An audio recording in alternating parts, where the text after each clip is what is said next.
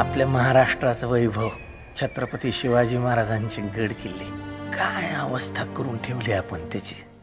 जिथं महाराजांनी आणि त्यांच्या मावळ्यांनी स्वराज्यासाठी स्वतःचं रक्त सांडलं, तिथं बसून दारू प्यावी, गुटखा खाऊन थुकावं, हा विचार कुठं येत असेल.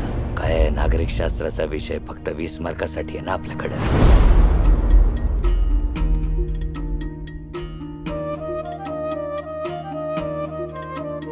अख्खा प्लॅन रेडी आहे. किल्ल्याच्या विकासाची अख्खी ब्लूप्रिंट टनच झालं म्हणून समजा. सह्याद्रीच्या कडे कपारी घुमतो वारा तुझ्या नामाचा.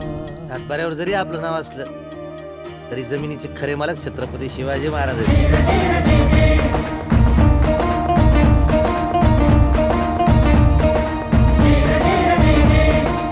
आता तुमचा हा सिंह गेला तरी 72, पण गड जिंकून आणणारच.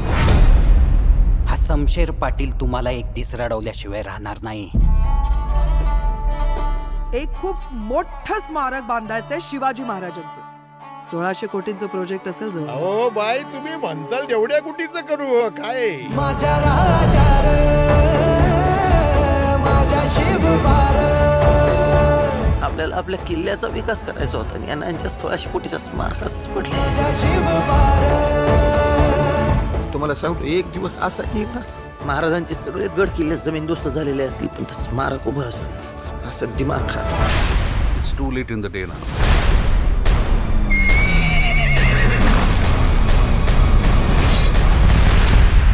मला एक अशी गोष्ट सापडली की नुसता तणकाच उडत.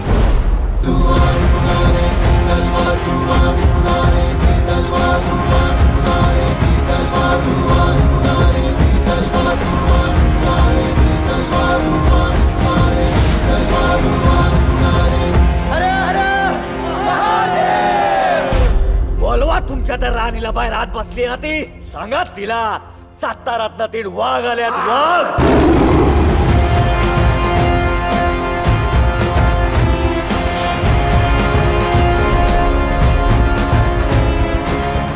तुमचा हा मावळा शपथ घेतो, इथून पुढे छत्रपती शिवाजी महाराजांचं नाव स्वतःच्या फायद्यासाठी मी कोणाला बी वापरू देणार नाही.